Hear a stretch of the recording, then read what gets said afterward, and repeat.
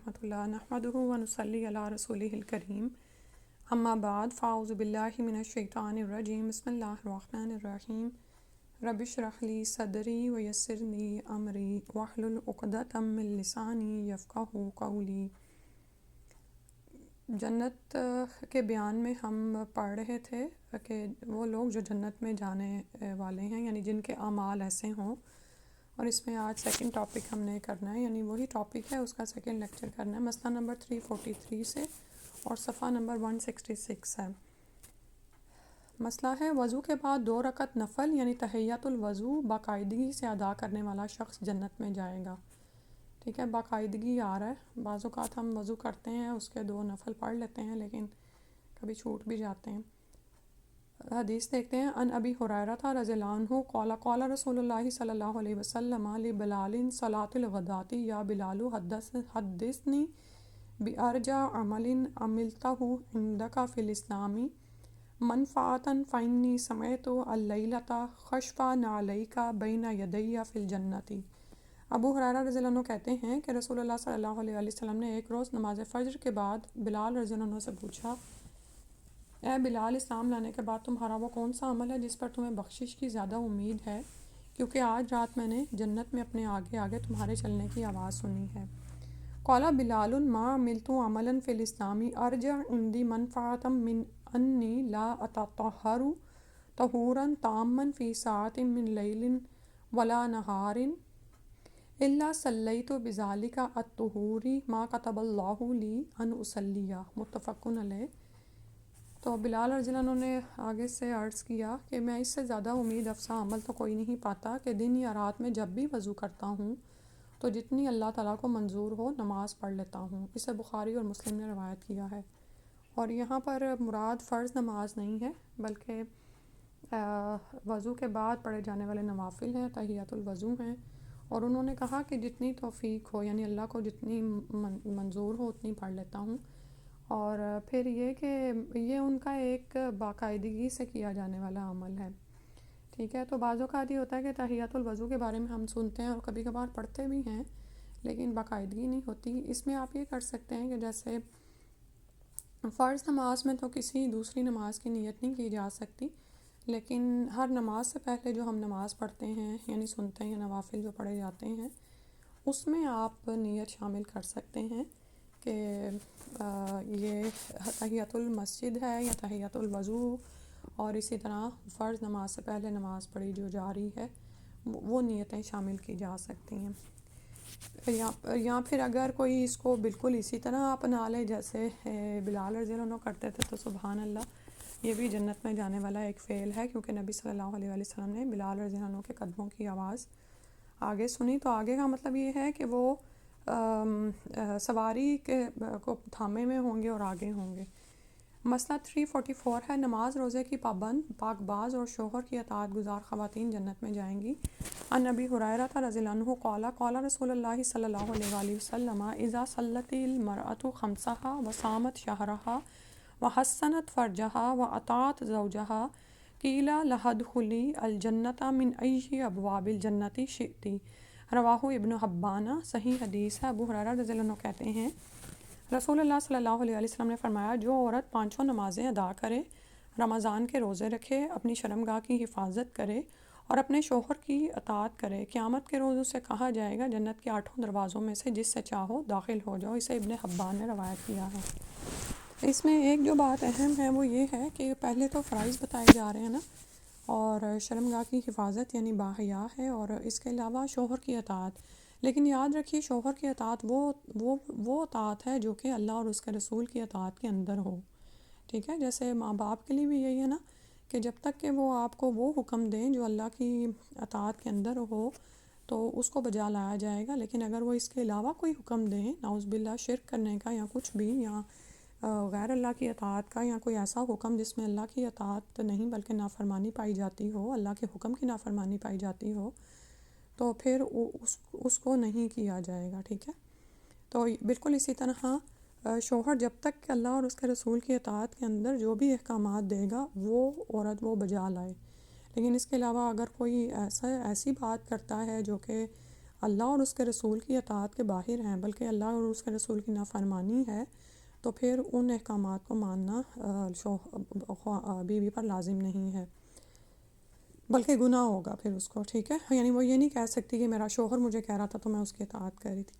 پھر ہے مسئلہ 345، انبیاء، شہداء، اہل ایمان کے فوت ہونے والے چھوٹے بچے اور زندہ درگور کی گئی لڑکیاں جنت میں جائیں گی۔ ان حسناء بنت معاویہ قالت حدثنا امی قال قلت للنبی صلی اللہ علیہ وآلہ وسلم من فی الجنہ۔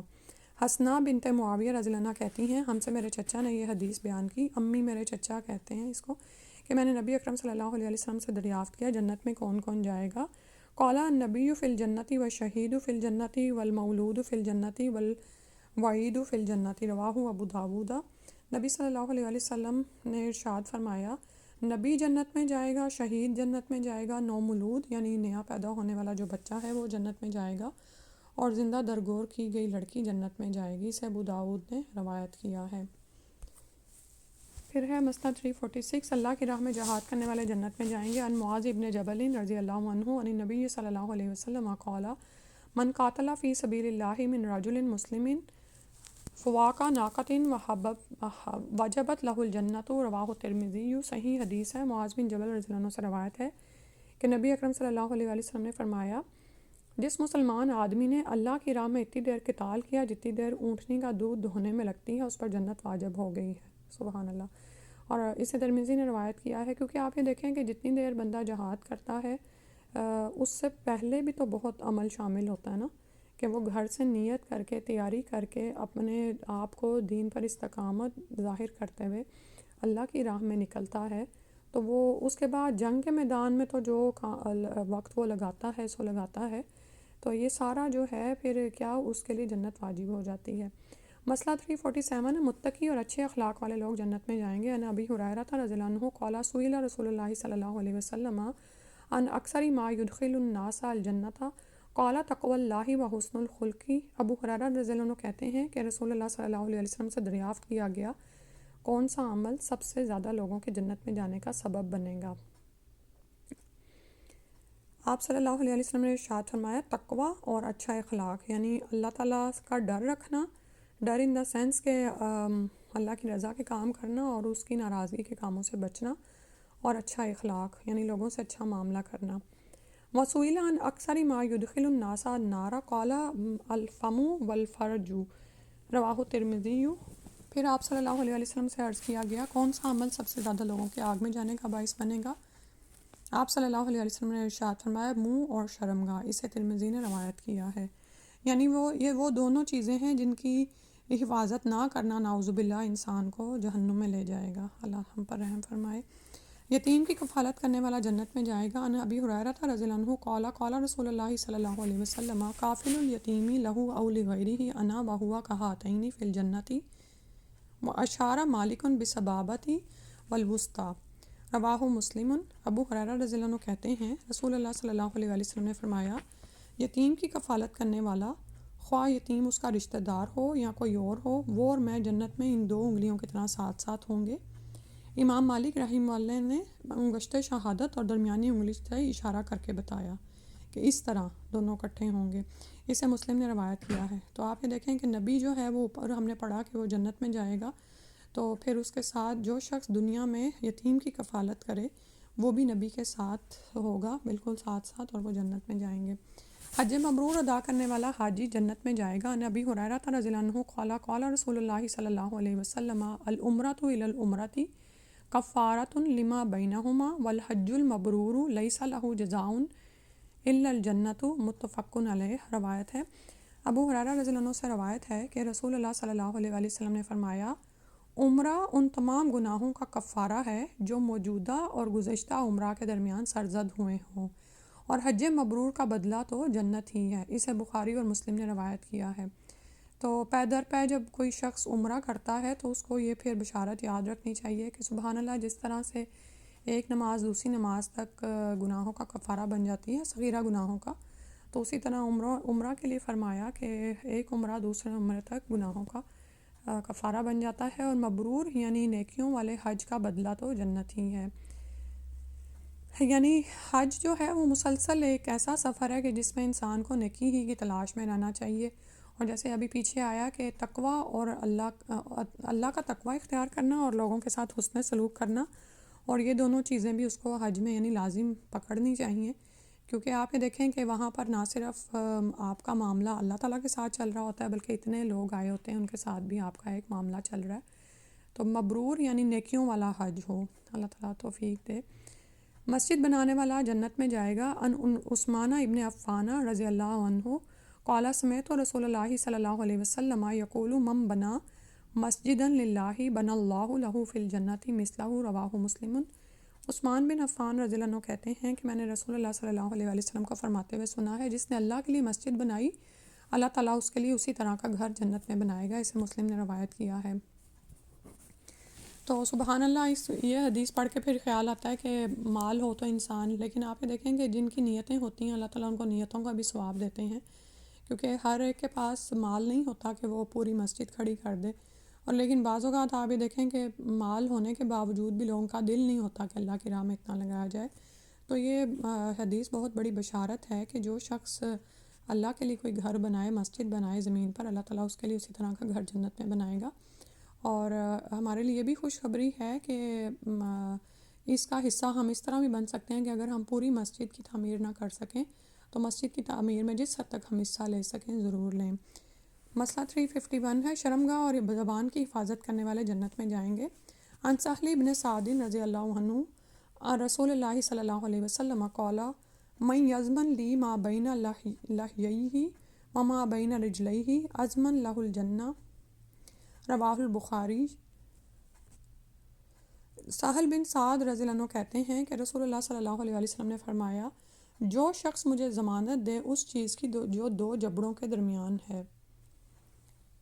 یعنی زبان، اور اس چیز کی جو دو ٹانگوں کے درمیان ہے یعنی شرمگاہ کی، میں اسے جنت کی ضمانت دیتا ہوں۔ ٹھیک ہے، تو ابھی ہم نے پیچھے پڑھا کہ جو زبان اور شرمگاہ کی حفاظت نہ کر سکے نعوذ باللہ اس کے لیے نار ہے، تو یہاں فرمایا کہ جو زبان اور شرمگاہ کی حفاظت کی ضمانت دے دے تو اس کے لیے جنت کی ضمانت ہے، نبی صلی اللہ علیہ وسلم دے رہے ہیں، سبحان اللہ۔ ہمسایہ سے حسن سلوک کرنے والا جنت میں جائے گا۔ عن ابی ہریرہ رضی اللہ عنہ قال قال رجل یا رسول اللہ صلی اللہ علیہ وآلہ وسلم فلانۃ تصوم النہار وتقوم اللیل وتؤذی جیرانہا قال ہی فی النار۔ ابو ہریرہ رضی اللہ عنہ کہتے ہیں ایک آدمی نے رسول اللہ صلی اللہ علیہ وسلم کی خدمت میں عرض کیا، یا رسول اللہ صلی اللہ علیہ وسلم، فلاں عورت دن کو روزے رکھتی ہے، رات کو قیام کرتی ہے، لیکن ہمسایوں کو اذیت پہنچاتی ہے۔ آپ صلی اللہ علیہ وسلم نے فرمایا یہ عورت جہنم میں ہے، یعنی اتنے اعمال کرنے کے باوجود چونکہ وہ ہمسایوں کے ساتھ اس کا سلوک اچھا نہیں ہے تو جہنم مقدر ہے۔ پھر فرمایا قالو، وہ کہنے لگے یا رسول اللہ صلی اللہ علیہ وسلم فلانۃ تصلی المکتوبات وتصدق بالاسوار من العقیط ولا تؤذی جیرانہا قال ہی فی الجنۃ، رواہ احمد۔ صحابہ کرام رضی اللہ عنہم نے ایک دوسری عورت کے بارے میں عرض کیا، فلاں عورت صرف فرض نماز ادا کرتی ہے، مکتوبات کا مطلب ہوتا ہے جو لکھی گئی ہوتی ہے نا، یعنی جو فرض نمازیں ہیں بس اتنی پڑھ لیتی ہے، اور پنیر کے ٹکڑے وغیرہ صدقے کرتی ہے، یعنی مال بھی اس کے پاس زیادہ نہیں ہے، تو جو یہاں ہو سکتا ہے مال ہو بھی لیکن صدقہ بھی تھوڑا ہی جو بھی اویلیبل ہوتا ہے وہ کرتی ہے، لیکن ہمسایوں کو اذیت نہیں پہنچاتی۔ تو آپ صلی اللہ علیہ وسلم نے ارشاد فرمایا یہ عورت جنتی ہے، اسے احمد نے روایت کیا ہے۔ ٹھیک ہے، یعنی اس کا اخلاق اچھا ہے تو چاہے نیک اعمال تھوڑے بھی ہیں، صرف اتنے جو فرائض ہیں وہی کر لیتی ہے تو وہ جنت کی حقدار ہوگی۔ اللہ تعالیٰ کے 99 نام یاد کرنے والا جنت میں جائے گا۔ عن ابی ہریرہ رضی اللہ عنہ قال قال رسول اللہ صلی اللہ علیہ وسلم ان للہ تعالی 99 اسما 100 الا واحدا من احصاها دخل الجنہ، متفق علیہ۔ ابو ہریرہ رضی اللہ عنہ کہتے ہیں رسول اللہ صلی اللہ علیہ وسلم نے فرمایا، اللہ تعالیٰ کے ایک کم 100 یعنی 99 نام ہیں، جس نے یاد کیے وہ جنت میں داخل ہوا۔ اسے بخاری اور مسلم نے روایت کیا ہے۔ تو یہ احصاء جو ہے نا، اس میں یہ ہے کہ نام یاد بھی کیے جائیں اور پھر یعنی کہ ان کے مطالب کے ساتھ، صحیح ہے، اور اس میں جو بھی باقی جو ساری شرائط ہم نے دورہ قرآن کرتے ہوئے بھی پڑھی تھیں وہ بھی انسان یاد رکھے۔ حافظ قرآن، اور اس کو یاد کرنے کا ایک طریقہ جیسے بہت ساری خواتین بتاتی ہیں کہ قرآن میں ہی آپ یہ دیکھیں کہ بعض اوقات ہوتے ہیں یا اللہ کے ناموں والا کارڈ آپ قرآن میں رکھتے ہیں، اور جب بھی آپ قرآن پڑھیں ڈیلی تو اس سے پہلے ایک دفعہ پڑھ دیں تو اس طرح بھی یہ یاد ہو جاتے ہیں۔ حافظ قرآن جنت میں جائے گا۔ ان ابی سعید الخدری جی رضی اللہ عنہ قال قال رسول اللہ صلی اللہ علیہ وسلم یقال لصاحب القرآن اذا دخل الجنۃ اقرا واسعد فیقرا ویسعد بکل آیت درجۃ حتی یقرا آخر شیء معہ، رواہ ابن ماجہ۔ ابو سعید خدری رضی اللہ عنہ کہتے ہیں کہ رسول اللہ صلی اللہ علیہ وسلم نے فرمایا، حافظ قرآن جنت میں داخل ہوگا تو اسے کہا جائے گا کہ قرآن کی تلاوت کرتا جا اور درجے چڑھتا جا، چنانچہ وہ ہر آیت کے بدلہ میں ایک درجہ بلند ہوتا جائے گا، حتیٰ کہ آخری آیت تک پہنچ جائے گا جو اسے یاد ہوگی اور وہی اس کا مستقل درجہ ہوگا۔ اسے ابن ماجہ نے روایت کیا ہے۔ تو اگر ہم میں سے کوئی پورا قرآن یاد کر لے تو پھر تو کیا ہی بات ہے، لیکن اصل میں بات یہ ہے کہ اس کو یاد بھی رکھے، کیونکہ جب وہاں پر اب یہ دیکھیں نا، بہت سے قرآن پڑھنے والے یا یاد کرنے والے حافظ قرآن بھول جاتے ہیں، ٹھیک ہے، تو اس کا بھی وبال ہے اللہ سبحانہ تعالیٰ، یعنی لیکن یہ ہے کہ کوشش جاری رکھنی چاہیے۔ بعض اوقات یہ ہوتا ہے کہ کسی شخص کا حافظہ ہی ایسا ہوتا ہے کہ بار بار اس کے ذہن سے نکلتا ہے، تو وہ ایک الگ بات ہے، لیکن جان بوجھ کر سستی اور غفلت کے مارے اس کو بھلانا جو ہے ٹھیک نہیں۔ تو وہ جو شخص قرآن یاد کرے اس کو چاہیے کہ اس کو دہراتا رہے، اور پھر وہاں پر اس سے کہا جائے گا کہ قرآن کی تلاوت کرتا جا اور سیڑھیاں چڑھتا جا، یعنی درجات اس کے بلند ہوتے جائیں گے ہر آیت کے ساتھ۔ اور آپ یہ دیکھیں کہ جنت کے 2 درجوں کے درمیان اتنا فاصلہ ہے جتنا زمین و آسمان کے درمیان، یعنی جنت کے ایک درجے والے دوسرے درجے والوں کو ایسے دیکھیں گے جیسے آپ یہاں سے آسمان کو دیکھتے ہیں، ٹھیک ہے، تو سبحان اللہ اتنا فرق پڑ جائے گا ایک ہی درجے سے۔ کثرت سے سلام کرنے والے لوگ جنت میں جائیں گے۔ ان عبداللہ ابن سلام رضی اللہ عنہ قال قال رسول اللہ صلی اللہ علیہ وسلم یا ایھا الناس افشوا السلام واطعموا الطعام وصلوا والناس نیام تدخلوا الجنۃ بسلام، رواہ ترمذی۔ صحیح حدیث ہے۔ عبداللہ بن سلام رضی اللہ عنہ کہتے ہیں کہ رسول اللہ صلی اللہ علیہ وسلم نے فرمایا، لوگو سلام پھیلاؤ، یعنی کثرت سے سلام کیا کرو، لوگوں کو کھانا کھلاؤ، اور جب دوسرے لوگ سو رہے ہوں تو نماز پڑھو، یعنی تہجد۔ ان اعمال کے نتیجے میں سلامتی کے ساتھ جنت میں داخل ہوگے۔ اسے ترمذی نے روایت کیا ہے۔ تو 3 اعمال یہاں پر بتائے جا رہے ہیں: سلام، کھانا کھلانا، سلام کرنا، کھانا کھلانا، اور لوگوں کے سوئے میں یعنی رات کی نماز پڑھنا۔ مریض کی عیادت کرنے والا جنت میں جائے گا۔ ان ثوبان رضی اللہ عنہ قال قال رسول اللہ صلی اللہ علیہ وآلہ وسلم عائد المریضی فی المخرفۃ الجنتی حتی یرجع، رواہ مسلم۔ ثوبان رضی اللہ عنہ کہتے ہیں رسول اللہ صلی اللہ علیہ وسلم نے فرمایا، مریض کی عیادت کرنے والا جب تک واپس نہ آ جائے تب تک جنت کے باغ میں رہتا ہے، یعنی وہ سبحان اللہ، اسے مسلم نے روایت کیا ہے۔ تو باغ میں رہنے کا مطلب ہے کہ ثواب اور اجر و ثواب اس کے لیے لکھا ہی جا رہا ہوتا ہے، کیونکہ باغ میں آپ جا کے دیکھیں کیا کرتے ہیں، پھل اور پھول اور ایسی چیزیں ہی چنتے ہیں نا، اور خوش ہوتے ہیں وہاں پر۔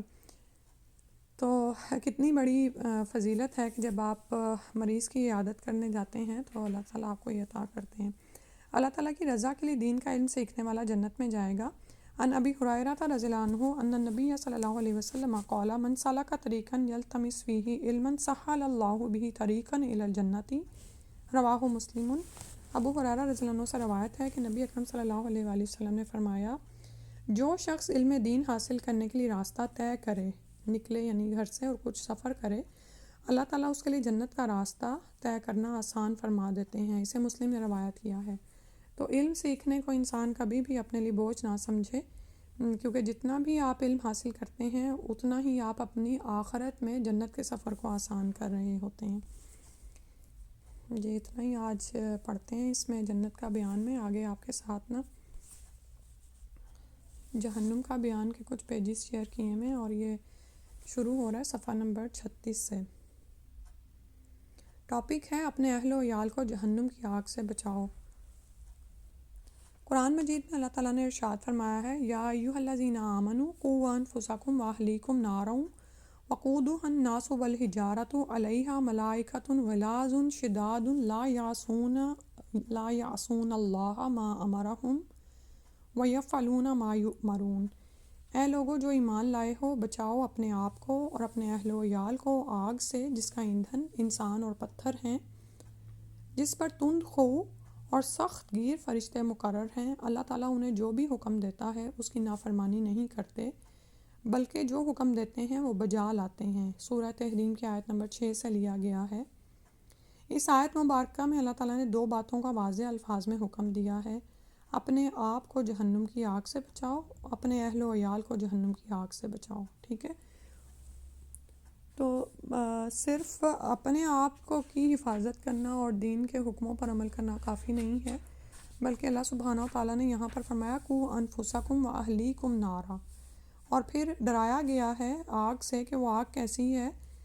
جس کا ایندھن انسان اور پتھر ہیں، یعنی وہ جب اس میں انسان اور پتھر پھینکے جائیں گے تو وہ اور بھڑکے گی، اور اس پر نگران ایسے ہیں جو تند خو اور سخت گیر ہیں، جو فرشتے ہیں، اور یہ مت بھولو کہ وہ فرشتے تمہاری باتوں میں آئیں گے یا تمہیں سزا سے بچائیں گے، بلکہ انہیں جو حکم دیا جاتا ہے اس کی نافرمانی نہیں کرتے، یعنی کوئی سفارش، کوئی درخواست کچھ وہاں پر کام نہیں آئے گی، کیونکہ انہوں نے تو اللہ کے حکم پر چلنا ہے۔ اور اہل و عیال سے مراد بیوی اور بچے ہیں، گویا ہر آدمی اپنے ساتھ اپنے بیوی اور بچوں کو بھی جہنم کی آگ سے بچانے کا پابند ہے، اور یہی اپنے اہل و عیال سے سچی خیر خواہی کا تقاضا ہے اور اللہ تعالیٰ کے حکم کی بجا آوری بھی۔ یعنی انسان اپنے بچوں کی دنیا کے لیے بہت محنت کرتا ہے، اور بعض اوقات یہ دیکھیں کہ حرام تک میں جا پڑتا ہے، اور بعض اوقات کچھ لوگ بہت نمازی پرہیزگار ہوتے ہیں، لیکن بچوں کے معاملے میں وہ اتنے نہیں ہوتے کہ ان کو بھی اس راہ پر لگائیں۔ تو اللہ تعالیٰ نے یہ اللہ کا حکم ہے کہ خود بھی بچو جہنم کی آگ سے اور اپنے گھر والوں کو بھی بچاؤ۔ اور اللہ تعالیٰ نے رسول اللہ اکرم صلی اللہ علیہ وسلم کو جب یہ حکم دیا کہ وَأَنذِرْ عَشِيرَتَكَ الْأَقْرَبِينَ کہ اپنے قریبی اعزاء کو جہنم کی آگ سے ڈراؤ،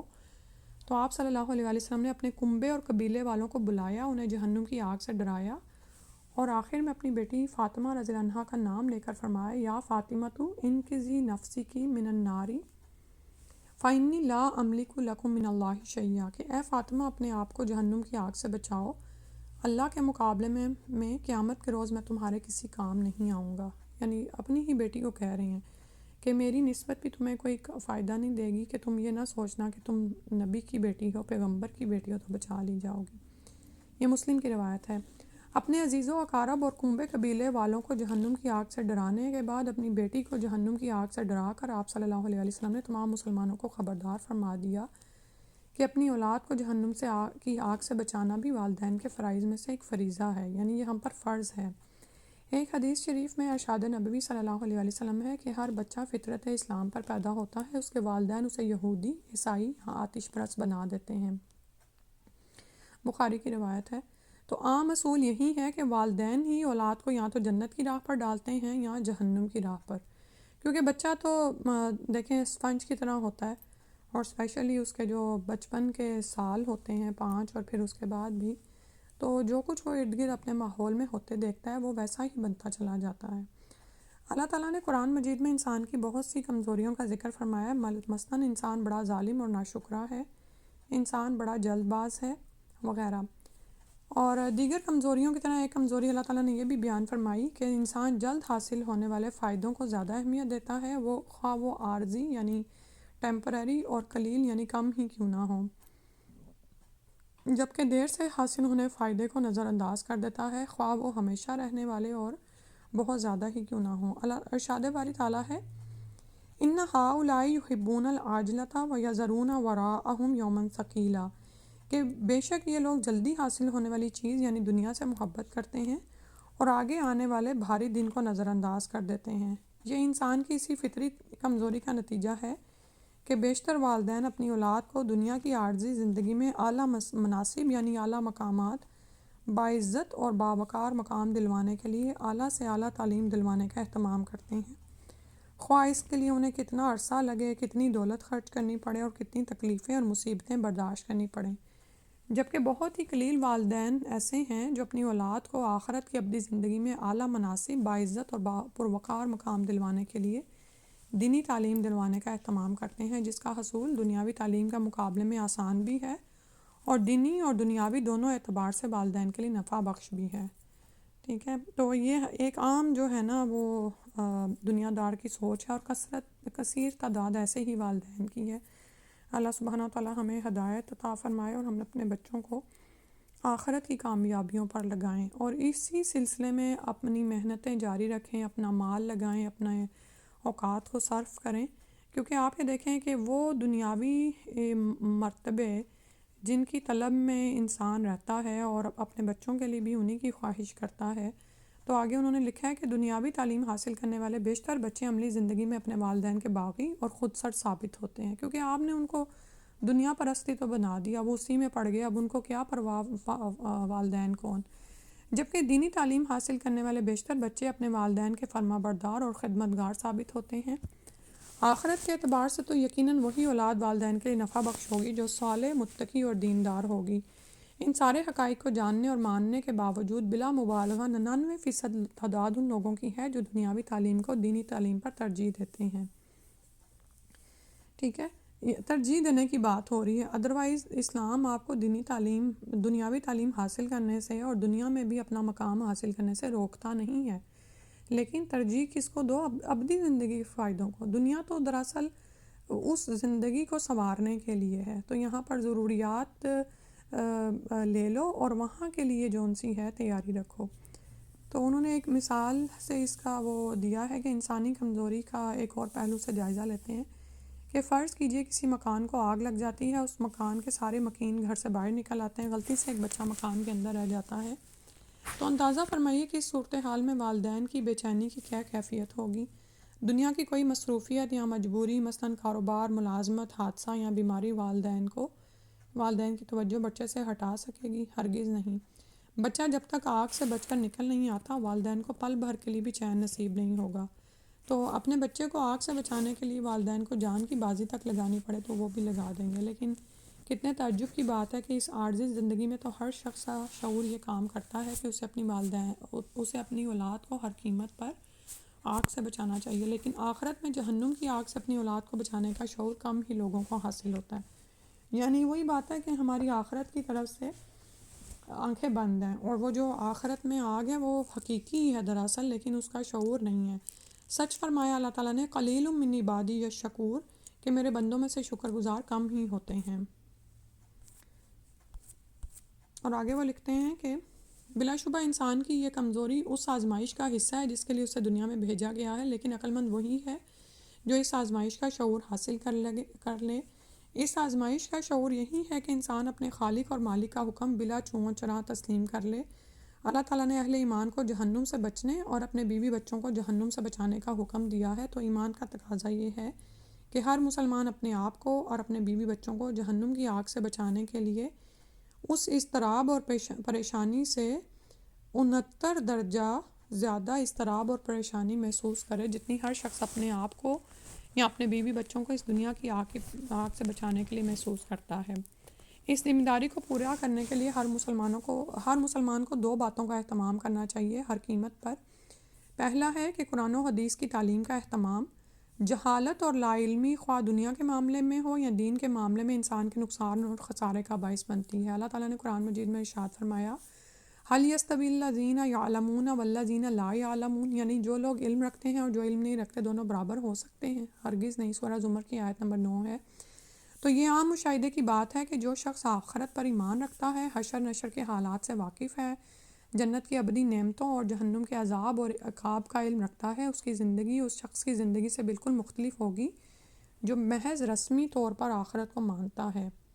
لیکن حشر نشر کے حالات، جنت کی ابدی نعمتوں اور جہنم کے عذابوں سے لا علم ہے.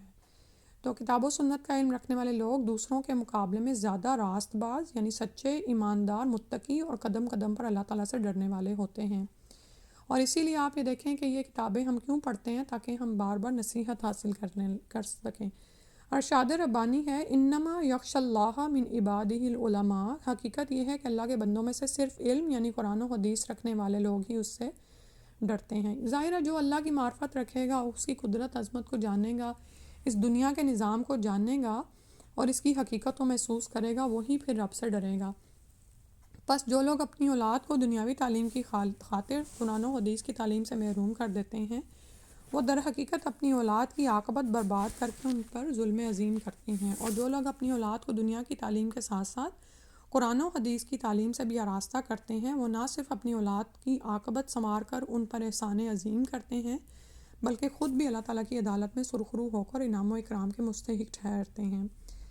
دوسری یہ بات ہے کہ گھر میں اسلامی ماحول کا قیام کیا جائے۔ بچے کی شخصیت کو قرآن و سنت کی تعلیم کے سانچے میں ڈھالنے کے لیے گھر کے اندر اسلامی ماحول کا قیام بہت اہم ہے۔ 5 وقت پابندی سے نماز کا اہتمام کرنا، گھر میں آتے جاتے سلام کہنا، سچ بولنے کی عادت ڈالنا، کھانے پینے میں اسلامی آداب کا خیال رکھنا، صدقہ و خیرات کی عادت ڈالنا، سونے اور جاگنے کی دعاؤں کا اہتمام کرنا، موسیقی، گانا بجانا، تصاویر نیز فلمی جرائد اور یا تصاویر پر مشتمل اخبارات وغیرہ سے گھر کو پاک صاف رکھنا، جھوٹ، غیبت، گالی گلوچ، لڑائی جھگڑے سے بچنا، انبیاء کرام کے واقعات، حیات طیبہ، قرآنی قصص، غزوات، صحابہ کرام اور صحابیات کی سیرت وغیرہ پر مشتمل لٹریچر بچوں کو فراہم کرنا، آپس میں ایک دوسرے سے حسن سلوک سے پیش آنا، یہ ساری باتیں ایسی ہیں جو بچے کی شخصیت تعمیر کرنے میں بنیادی کردار ادا کرتی ہیں۔ لہٰذا جو والدین اپنی اولاد کو جہنم کی آگ سے بچانے کی ذمہ داری پوری کرنا چاہتے ہیں، ان پر لازم ہے کہ وہ اپنے بچوں کو قرآن و حدیث کی تعلیم دلوانے کے ساتھ ساتھ گھر کے اندر بھی مکمل اسلامی ماحول انہیں فراہم کریں۔ تو جو عمل کی بات ہے وہ یہ ہے، انشاءاللہ ہم اپنی زندگی میں جو شامل رکھیں کہ بچوں کی دنیاوی تعلیم کا بھی اہتمام کریں، لیکن اس تعلیم سے بڑھ کر دینی تعلیم کا اہتمام کرنا ہماری جان کا روگ بن جانا چاہیے کہ یہ تو مجھے دینا ہی ہے، خواہ یہ ہفتے میں 1 دن ہو یا اور اسلامی ماحول تو ظاہر ہے 24 گھنٹے ہی اس کو ملنا چاہیے، لیکن باقاعدہ تعلیم اگر آپ کو لگتا ہے کہ آپ کا بچہ ابھی نہیں لے رہا ہے اور اتنی جلدی وہ اب اس طرف آئے گا بھی نہیں، تو پھر بھی جس حد تک ممکن ہو ہفتے میں اس کو جوڑ دینا، قرآن کی 2-3 آیتیں کروا دینا، ان کو سمجھا دینا، جتنا کوئی بھی کر سکتا ہے، لیکن اس کام کو کرنا بہت ضروری ہے۔ اس کو ہم غفلت میں چھوڑ نہ دیں کہ نہیں اب تو بچے بڑے ہو گئے ہیں، اپنا سمجھ بوجھ شعور رکھتے ہیں، نہیں، اگر تو آپ نے ذمہ داری ادا کی ہے تو پھر تو ٹھیک ہے، لیکن اگر آپ نے نہیں کی ہے تو پھر وہ آپ کی ذمہ داری ہی ہے، یہاں تک کہ آپ ان کو اس راہ پر لے آئیں۔ اللہ سبحانہ تعالیٰ ہم سب کو یہ توفیق عطا فرما دے کہ ہم اپنے بچوں کو قرآن اور حدیث کی بنیادی تعلیمات سے آگاہ کر دیں، یہ ہم سب پر لازم ہے، ٹھیک ہے۔ اور اس کے ساتھ ساتھ ظاہر ہے دنیاوی تعلیم سے اللہ تعالیٰ نے روکا نہیں ہے، لیکن ترجیح انسان کس کو دے گا؟ بڑے فائدے کو نا، تو آخرت کے فائدے کے لیے دینی تعلیم کو دنیاوی پر ترجیح دی جائے گی، نہ کہ دنیاوی تعلیم کو دینی تعلیم پر ترجیح دی جائے گی۔ اللہ سبحانہ تعالیٰ ہم سب کو توفیق دے اور استقامت عطا فرمائے، آمین یا رب العالمین۔ سبحانک اللہم و بحمدک، اشہد ان لا الہ